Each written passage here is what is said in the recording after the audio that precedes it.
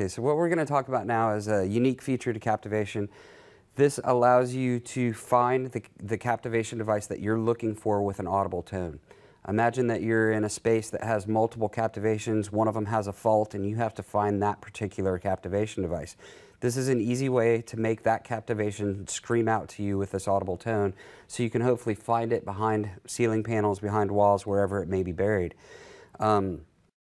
So now I have my training demo file open. I can see I'm connected to a live system. I have a connected message here. I have the icon that says I'm connected. It also says I'm connected down here in the bottom right.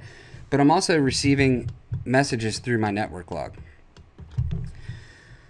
I have two Captivation controllers in here. The first one is a relay 0 to 10 controller. The second one is the phase controller.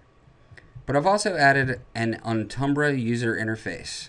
This is going to help me demonstrate using this audible tone to find the Captivations.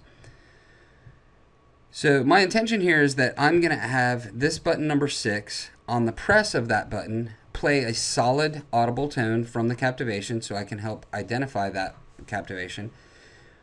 And then on the release, actually stop that tone. So the way I'm going to start this is I'm going to go into the logical tab and I'm going to create a new area, insert an area, and I'm going to have this area be area 200. And I'm going to label it dummy trigger area. So now that I have this dummy trigger area, what it's going to allow me to do is send trigger messages from this area to start tasks. So I'm going to go into my network view again, select my relay controller here, go into my tasks tab, and select edit. This will bring me into my task editor. Now I'm in my task editor. I can see that I've written a couple tasks here already. Under task 1, I have a start tone task. What this is doing is it's actually playing a tone. And what I've written around it is basically an unconditional loop. So it'll play the tone, delay, play the tone, delay, play the tone, delay. And what I'm hoping to get out of this is a solid audible tone. Now, because I've created this unconditional loop, I need to create a task to control this loop. So I've gone down to task 2 and created a cancel task, and that cancel task is canceling task 1. So this will actually stop that audible tone. Now that I've written these, I can compile them, I can write them to the device, but you'll notice I have one more thing here. I have these start commands. These start commands are going to trigger the script that's written below. So here I can start this command anytime I see an area 200 preset 1 message. And here I can start this command anytime I see an area 200 preset 2 message.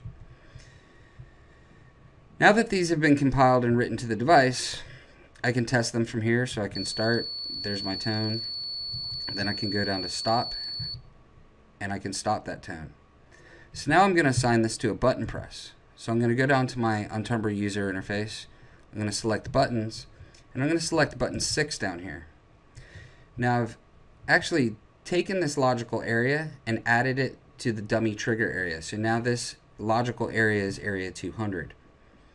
And under function, instead of preset, which is what you might be used to seeing there, I'm actually going to go to custom. And now that I'm under custom, under my press action, I'm going to go ahead and add a new action to go to preset 1 for area 200. And on my release action, I'm going to add a new action to go to preset 2 of area 200. Now I can write this down to the device and call it from the keypad and cancel it out of this one and identify each individual Captivation no matter where it may be in the room.